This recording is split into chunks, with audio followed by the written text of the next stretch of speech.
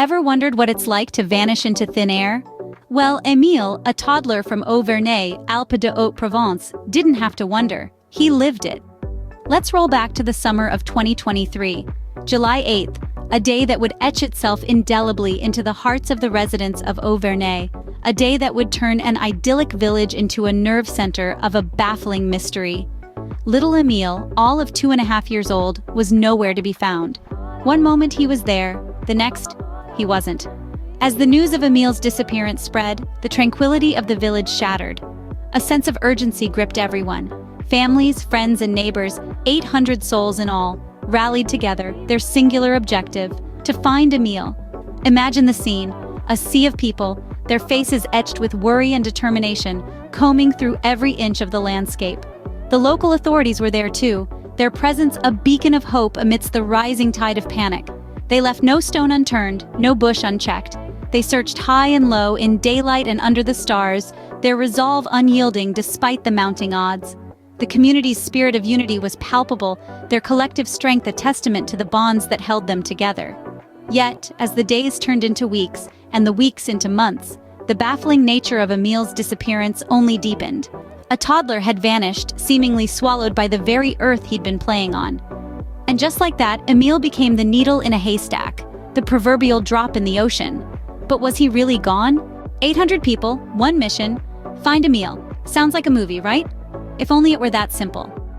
Imagine a small village in Haut Vernet, Alpes-de-Haute-Provence, transformed into a bustling hub of activity. A small army of individuals, 800 strong, mobilized in a desperate search for a 2.5-year-old boy named Emile. This wasn't just a handful of worried locals. We're talking about professionals from various agencies, specialists trained in search and rescue. They combed through every inch of the area, poring over maps and conducting door-to-door inquiries. The search went on day after day, week after week, month after month.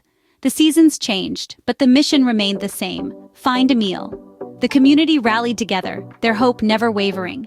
Parents, neighbors, friends, and strangers, all united by a single cause, kept the flame of hope alive.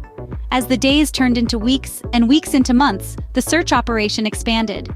Divers explored nearby bodies of water, drones scanned the landscape from above, and sniffer dogs were brought in to pick up any trace of Emile's scent. Investigators followed every lead, no matter how small or unlikely it seemed. Every piece of information was precious, every clue a possible breakthrough. Yet, as the 9th month approached, the initial surge of activity began to ebb. The once bustling hub of activity quieted down, the search parties became smaller, and the leads began to dry up. There was a growing sense of desperation, a fear that Emile might never be found. But the community didn't give up. They kept searching, kept hoping, kept believing. The search for Emile was not just a mission, but a testament to human resilience and determination. It was a community coming together in the face of adversity, refusing to give in to despair. It was about not losing hope, even when all the odds seemed stacked against them. 9 months of searching, and all we got was a lot of coffee cups and tired feet. But then the unthinkable happened. Ever played a game of hide and seek that lasted 9 months? Me neither. But for Emile, the hiding was over. In the picturesque yet silent village of Haut Vernet, a discovery marked the end of a painstaking search. Emile, the 2.5-year-old boy who had vanished into thin air, was found. But not in the way that everyone had hoped for. His remains, discovered near the village, brought a heartbreaking conclusion to the relentless search that had spanned the better part of a year. Imagine the scene: the quiet village, the air thick with anticipation, and then the chilling revelation. The discovery of Emile's remains was a devastating blow to the hopes of the community, the parents, and the 800 individuals who had tirelessly searched for him. It was a moment of collective heartbreak, a grim realization that the boy they had been looking for had been gone all along. But the discovery meant more than just an end to the search. It marked a transition, a shift in the narrative. The case of Emile's disappearance was no longer a missing person inquiry. It had turned into something much darker, much more sinister. It had become a criminal investigation. As the villagers grappled with their grief, the authorities began unraveling the threads of this tragedy. The search for Emile had ended, but now, a new search had begun. A search for answers, for justice, for closure. Various leads were explored, including a reenactment involving witnesses. The hope that had once fueled the search for Emile was now channeled into uncovering the truth behind his tragic fate. And so the search for Emile ended not with a reunion, but a tragedy. The village of Haut Vernet would never be the same, and the memory of Emile, the boy who loved to play hide and seek, would forever be etched in their hearts. When life gives you lemons, you make lemonade. But when life gives you a mystery, you solve it. The spirit of resolve was evident as the disappearance of little Emile transitioned into a criminal investigation. The authorities, relentless in their pursuit of truth, left no stone unturned. They explored various leads, one of which was a reenactment involving witnesses, a technique often seen on crime shows. But this was no fiction.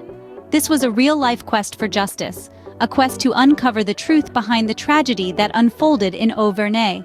Witnesses were called in, their recollections scrutinized, their accounts cross-checked. The reenactment, a painstaking process, aimed at recreating the last known moments of Emile. Every detail mattered. Every piece of information was a potential lead. The authorities, their determination unwavering, worked tirelessly in their pursuit of answers. The resilience of the community, the cooperation of the parents, and the commitment of the authorities painted a picture of unity in the face of adversity. And so, the quest for justice for Emile began. Because every story, no matter how tragic, deserves an ending. What do you do when the dust settles? You clean up. And that's just what Haut Vernet did. In the wake of Emile's tragic fate, the community of Haut Vernet found themselves grappling with a reality no one should ever have to face. But in this small village nestled in the Alpes-de-Haute-Provence, the heartache was met with an unwavering sense of unity and a determination that could move mountains. The community rallied, continuing to provide support for the bereaved family. They held candlelight vigils, organized fundraisers, and became a beacon of hope amidst the sorrow. The case of Emile did more than just unite the village. It inspired a collective resilience that was nothing short of extraordinary. And as the criminal investigation unfolded, the villagers held on to their unwavering resolve for justice. They kept their eyes and ears open, cooperating with authorities, and ensuring that every lead was explored, every stone unturned. This story is a testament to the strength of a community, the resilience of the human spirit, and the enduring love for a little boy whose life was cut tragically short. So there you have it, folks. A mystery wrapped in a tragedy served with a side of determination.